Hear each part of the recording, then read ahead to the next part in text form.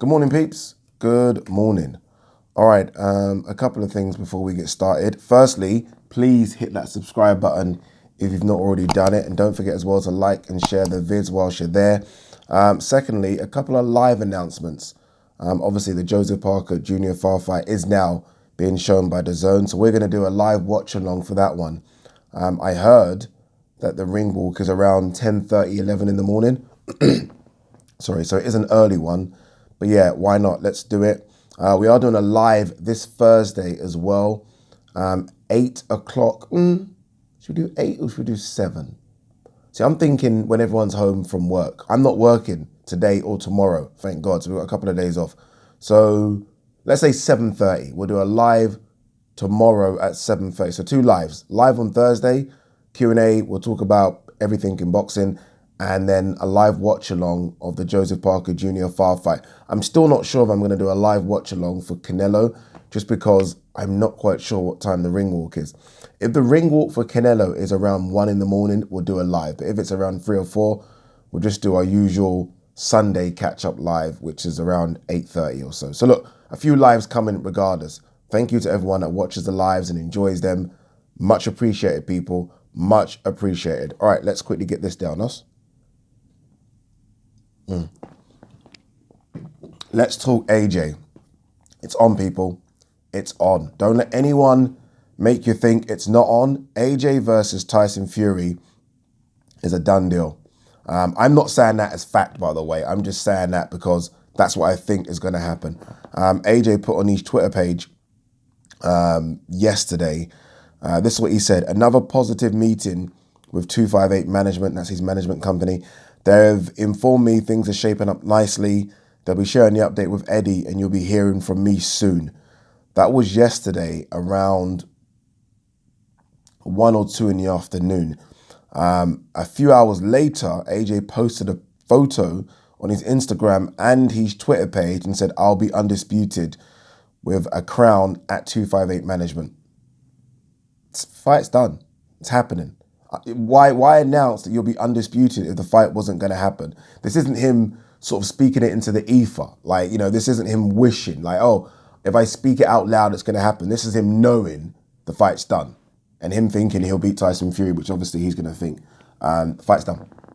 Fight's done, peeps. And I would be shocked if this fight doesn't go down June or July. I was going to say May, but that's not possible. June or July, we're going to see Tyson Fury versus Anthony Joshua. You heard it here first.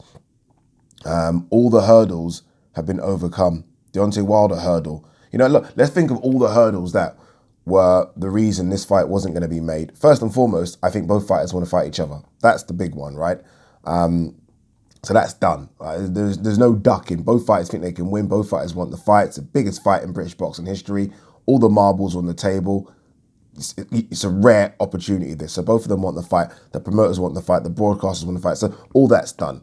A couple of stumbling blocks were obviously Deontay Wilder because of the Tyson Fury contract situation. That looks like it's resolved itself. I don't know how. We're not going to get into that because I don't know the legalities of it. And then there's Usyk.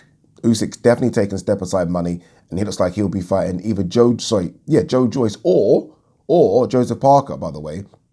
It's not a given. It's Joe Joyce. Joseph Parker's manager thinks that Joseph Parker deserves to be number 2 ranked by the WBO, but we'll see how that one plays out. So the Usyk thing is sorted. I did think it went a bit quiet in the last week or so, and I just wonder, maybe that's because of the MTK Daniel Kinahan thing. I think maybe they thought, let's just kind of bury our heads in the sand for a week or so until all that hype and talk, sorry, hype's the wrong word, until all that talk about Kinahan and this big fight goes away, and it's kind of gone away, hasn't it? You know what we're like, it's gone away. Now, I think we are going to see a few more things coming out from Eddie Hearn, Bob Arum, Frank, Tyson, and obviously AJ. AJ hasn't really said anything about this fight. This is as much as he said. We've seen him in training, but this is as much as he's ever said about this fight. I'll be undisputed. For me, it is big. It's big. This fight goes down, and I can't wait. Another thing, I'm starting to sway towards AJ. I have to be honest with you, and I'm not doing it because I'm an AJ fan, because for a long time I've said I think Fury beats him. I don't know. Honestly, I don't know. I've been speaking to a few people that know a bit about the sport more than me, and they've been pointing out a couple of things. And look, Fury's a fantastic boxer, but I do think that loss to Ruiz has birthed a new AJ. Honestly, I really do. I think there is a part of me that wants to see the ferocious, big punching AJ that just seems to walk people down come through. But I like this smart AJ. I love that performance against Kubrat Pulev. I can't fault it. Such a good boxing performance. Yes, it might not have appeased the casuals who want to see AJ turn into wrecking AJ. But in terms of a boxing performance, smart, educated, knew when to fight and to box. Those two things are different, people. I like it. And I think that AJ could beat Tyson Fury. And in my eyes, might. I think I've always been 65-35 or 60-40. I think it's a 50-50 scrap. I think it's a 50-50 scrap. I'll tell you what is key. Well, not key, but an important factor of this is the mind games. I think people underestimate how big a part mind games play in what Tyson Fury does and just what boxing does. Some of the best boxers have always been the best people at really psyching out their opponents. I think of Bernard Hopkins and what he used to do. Floyd does it or did it a lot, right? Really get into his fighter's skins. Tyson did it without even trying to do it. Tyson Fury definitely does it. Got into the head of Vladimir Klitschko, definitely got into the head of Deontay Wilder. Can he get into the head of Anthony Joshua? The thing that might help Anthony Joshua is that he's got a mouthpiece in Eddie Hearn. I think Eddie Hearn's willing to kind of take all the brunt of what the Furies will bring, and they will bring a lot in terms of that, and deal with it. Because I don't know if AJ can. I don't think he can. I honestly don't. But I think Eddie Hearn can, and Eddie Hearn will actually enjoy that side of it as well. Look, I'm getting ahead of myself. Nothing's been announced. I just think it's a done deal now. And I don't think anything's going to get in the way of it because there's far too much money on the table. Far too much. Another good thing as well is this roadmap that the Prime Minister, Boris Johnson, has spoken about in terms of fans being allowed back into stadiums. Now, it doesn't affect the AJ fight because obviously the first fight isn't going to be over here. What it does do, though, is mean that people can freely travel, fingers crossed, around that June, July date. I'm thinking it will be in December. Sorry, in December? Fuck no, in Saudi Arabia. My only small reservation, and it's a tiny one, is that Fury has been out of the ring a long, long time. It's a year now since he had that Deontay Wilder fight. Now, if we're talking Fury AJ in July, that will be a year and 4 or 5 months out of the ring. It's a long time. Should have taken the Agit Kabayel fight in December. Should have. So that's my only reservation. Will Fury want a warm-up? If Fury wants a warm-up, the fight might happen a bit later, September, October. But it's definitely happening. Definitely. Don't let who's going to come into the chat and say it ain't happening. CRB say it isn't. Definitely happening. All right, let's go through a couple of stories today and we'll see. By the way, I've got to do a video about the Reynoso camp. Reynoso, apologies. What a camp, by the way. With Oscar Valdez's win, Ryan Garcia, Ruiz, Canelo, and Martinez. Best camp in boxing by a million miles. Right. That's such a good camp. Thingy's got a good camp as well. What's his name? I always forget his name. Derek James, but not as deep as this. Not as deep as this at all. And oh, here we go. Andy Ruiz, not impressed by Joshua's last fight. Fury will beat him. Okay. I mean, I don't see why you wouldn't be impressed with that, if I'm honest with you. But, I mean, each to their own, right? I mean, he knows a lot more about the sport than I do. Maybe he's still a bit sour in terms of how his second fight with AJ went and just how he kind of handled himself in the lead up to that fight. But look, I mean, I've spoken to other boxers. Otto Volin said exactly the same thing, that he wasn't too impressed with AJ's fight against Pulev. Again, I wonder if it's because it's a different AJ and we're adjusting to seeing this AJ as opposed to the AJ we all kind of fell in love with coming up. Maybe it's that, I don't know. But for me, I was very impressed. Canelo, I'm very motivated to fight in Miami. I represent all Latinos. Well done to Andy from Boxing Socials out there. who got a Canelo interview as well, straight off the bat. Like first day, bang. You're only going to get one of the biggest stars in boxing, if not the biggest star in boxing. So, yeah. You know, Canelo's the biggest star in boxing, but Anthony Joshua is the biggest worldwide star in boxing. I hope, like, that's fact, by the way. I'm not having that Canelo is a bigger worldwide star than Anthony Joshua. No. No sirree. Anthony Joshua is the biggest star in boxing worldwide. I think Americans will get upset with that statement. Boxing isn't just America. It isn't. Anthony Joshua is the biggest star in Europe, biggest star in Africa. And then obviously Canelo's obviously the biggest star in America. But Europe and Africa are big, people. They are two fucking big chunks. AJ's a bigger star. I'm not having it. Andy Ruiz training for April return. Chris Arreola is the probable opponent. Obviously, big fight for Mexicans there. Arreola, everyone thought could be the first Mexican heavyweight against the first Mexican heavyweight. We'll see. Michael Hunter versus Filip Hrgović, ordered by the IBF for #1 mandatory spot. It was supposed to be Michael Hunter versus Charles Martin. Charles Martin is pulled out injured, so it's Hrgović. Let's see if it happens. Hunter wants to fight. He's openly spoken about the fight. Does Team Hrgović want it? I think they'll take it as well. It's gonna be interesting to see what happens with all these belts, you know. I mean, is AJ gonna try and keep? Say AJ, right? Let's just say even Tyson Fury. Say Tyson Fury beats AJ and becomes undisputed. Is he really gonna fight all his mandatories? I mean, is AJ gonna fight all his mandatories if he beats Tyson Fury? That's why when I said I think the winner could retire, or both could retire, they make that much money and do whatever. It's because of all these mandatories that are coming up. I don't know if they're going to be able to fulfill, or they're just going to start vacating belts.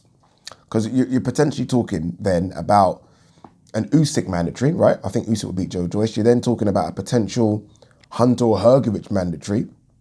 What else is out there still? The WBA situation, I don't know what's going on with that with Trevor Bryan, but there's so many mandatories coming up. It'll be interesting to see how they handle that. Herring Frampton title fight rescheduled again, by the way, this is now for April 3rd in Dubai. Interesting. Hearn here has confirmed that Bivol's first fight will likely be Craig Richards, followed by Gilberto Ramirez and then Beterbiev. Strange route, that. Very strange route. Look, good luck to Craig Richards. As much as I've said he isn't ready, good luck to him. Good luck to him. I mean, this is what you get in the sport for. I hope he can, like, even if he doesn't win, I don't think he will beat Bivol. I hope he can just put on a good performance so he stays at that level and makes some more big fights and makes some more money and gets in the mix. You know, gets in the mix. I heard, and I don't know if this is true or not, so don't quote me on this, Anthony Yarde signed to Matchroom, or is at least speaking to Matchroom. Let me not get my ass sued by someone. And the reason I say that, there's a couple of cryptic clues I've seen out there. Firstly, what am I talking about? Spencer Fearon put up a tweet saying Eddie Hearn is trying to get in touch with Tunde Ajayi. He put up on his Twitter page, something along those lines. And then the second thing was that someone put out there on Twitter, no one famous, just your average Joe, put out there on Twitter that Spencer Fearon, I heard rumours that Anthony Yarde has signed with Eddie Hearn and Matchroom. Can you clear this up? Spencer didn't reply, but he liked the tweet. He liked the tweet. We haven't heard anything from Anthony Yarde or Frank with regards to Anthony Yarde's future, if it's going to be the Lyndon Arthur fight, etc., etc. There has been no schedule put forward by Frank Warren yet that includes Anthony Yarde. Wouldn't shock me. Wouldn't shock me. A quick line here from Broner saying he wants 2 more fights this year. Only way I stay out of trouble is if I'm training. I don't know how. You're a grown-ass man. You're a grown-ass man. What do you mean the only way I stay out of trouble is if I'm training? God. It's true, by the way. It's not wrong, but how can you not just adjust your life? Like, how can you even admit that? Boy. Got anything else? Who's this?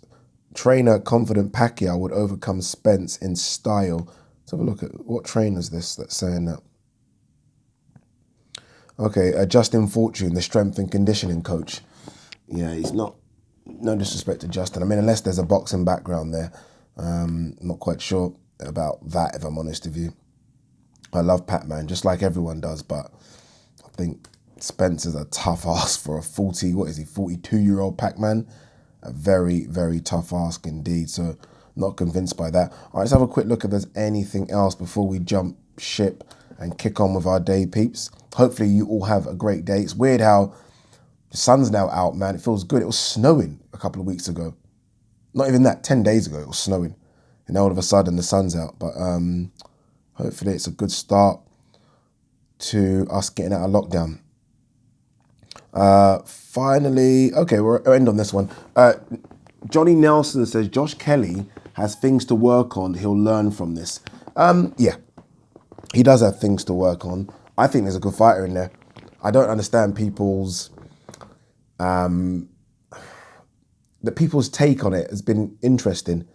Oh, he got found out, he's not ready. I mean, yeah, he's not ready. I don't think he got found out. I think, again, it goes back to, I don't know if it's us over here not knowing too much about Avanesian. So maybe because he's not the big name, we think, oh, he just got beat by Avanesian, he's rubbish. Avanesian's a good fighter.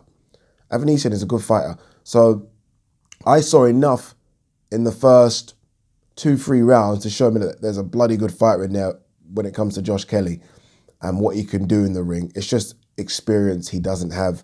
I mean, if we're not so hooked up on this fucking saving your O thing, we just saw 2 good fighters go at each other and the experienced fighter won. Now, he has to overcome that defeat mentally, not really physically. He'll be all right. He wasn't bashed up. Yeah, he got the cut on the back of the head and a little nick under the eye, but he wasn't bashed up. So it's just the mental, as opposed to, for example, Josh Warrington, who got bashed up a little bit. But even Josh Warrington, it's the mental. All the bruises and the nicks will heal. Can Josh Kelly overcome it mentally? Does he need to make an adjustment in his training, his diet, right? Because they're talking about him maybe being too big for the weight. I think he needs to stay at 147 for a little while. He's only 26. I don't think he's outgrown it that much. So yeah, look, I'm with Johnny. I think he has things to work on, but there's a brilliant fighter in there. And it wouldn't shock me if he can go to world level in a couple of years if he can stay at 147, because I do think there's something in there. It's just a case of getting over this hump, and it is a big hump to get over. This was his first real big fight. He's had fights before, Molina and all those other fights, but this was his first big fight, headlined. Didn't happen. No shame in that. Dust yourself off, have a bit of rest, and come again, my man. Come again. Good luck, Josh Kelly. I'm behind you. I like Josh Kelly. I'm behind you. Peace.